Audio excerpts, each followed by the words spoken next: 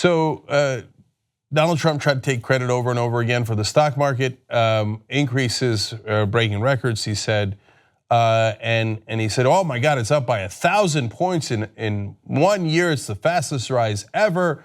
The economy is booming because of me." Sean Hannity and his buddies on Fox News backed that up and bragged about it to no end. And then the stock market crashed, as it almost always does under Republican presidents, because they overinflate what the top 1% gets, and it creates a bubble.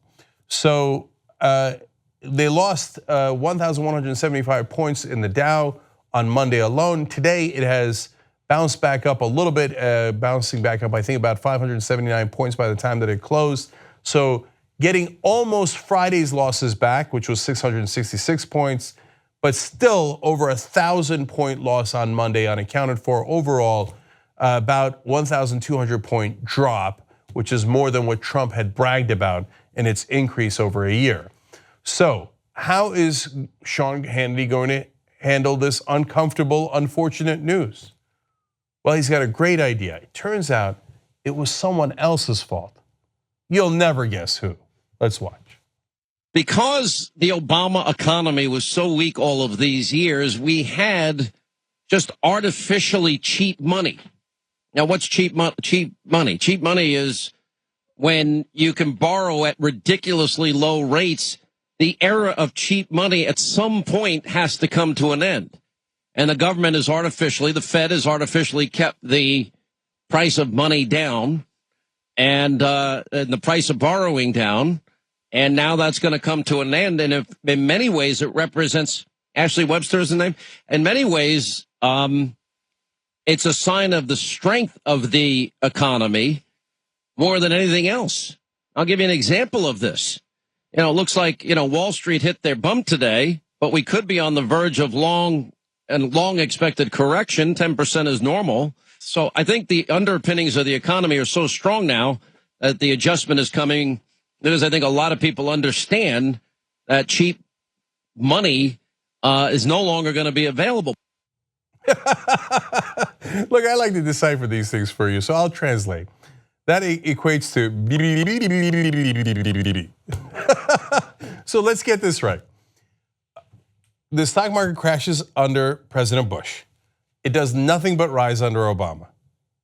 Somehow that is weak numbers under Obama. When the stock market rises under Obama, that shows a weak economy. Now, in his first year in office, the stock market continues to rise under Trump. That's good, according to Hannity. And then it crashes. And the crash is because of Obama.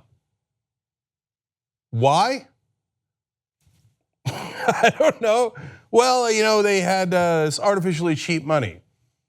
Okay, that's fair enough. And I think that Obama and Geithner and Summers and all those guys were printing way too much money at the Fed, but so did Trump.